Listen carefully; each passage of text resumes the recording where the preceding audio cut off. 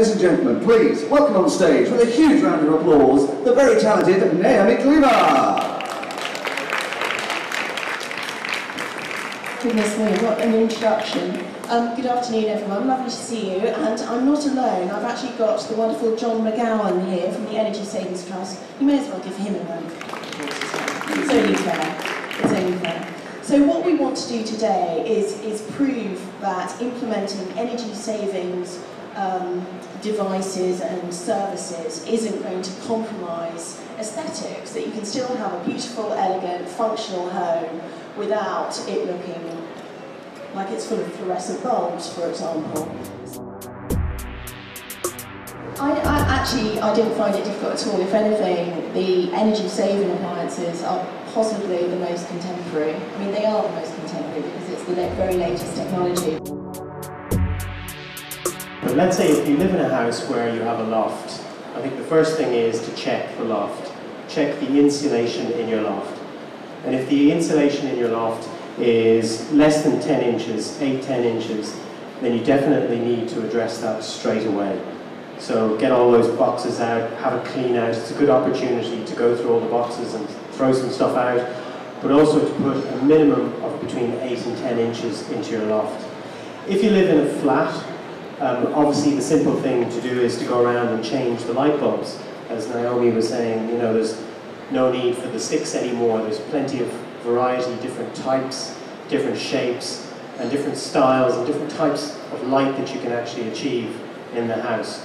So if you're in a house and you have a loft, check the loft insulation, a minimum of 8 to 10 inches. And then also if you're in a flat, I think light, change the light bulbs and change 2 or 3 of them. That can make a big difference. There's a variety of grants. They vary by the different local authorities and the local councils. They also vary by different schemes that have come about by the energy suppliers who contribute money back. And they're all available on our website, or as I said, if you talk to the advisors, they come from different parts of London, they come from different parts around the country, and their grants do vary. So the best thing is to contact them, and then they can specifically look at your situation and work out what grant is right for you as well. Cavity wall insulation costs between £200 and £300. The wind turbine we have on the stand costs £1,500. So what we say is if you've taken all the measures of energy efficiency insulation, then it's time to move on to generating your own energy. But they are expensive appliances. They tend to produce around 10 to 15% of your energy needs.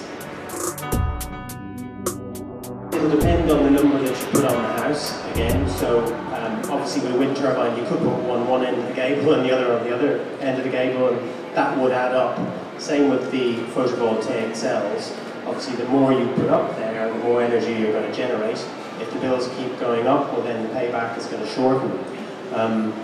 But it's still going to be £1,500 per panel, and it's still going to be about 5 years on average before you get the payback. So energy efficient measures start saving you money straight away. Checking that loft insulation. I mean, the average saving of an energy saving light bulb is £9 per bulb per year.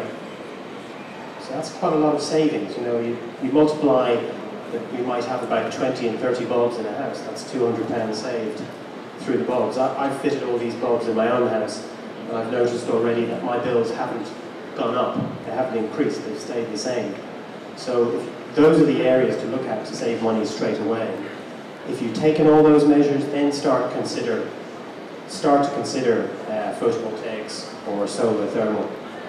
It's worth just keeping an eye on how your energy rating, or the energy rating of your home, will play with your potential buyer as well. If you've got, you know, 2 houses that are pretty much exactly the same for sale, and one's got a better energy rating than the other, you're going to go for the better one.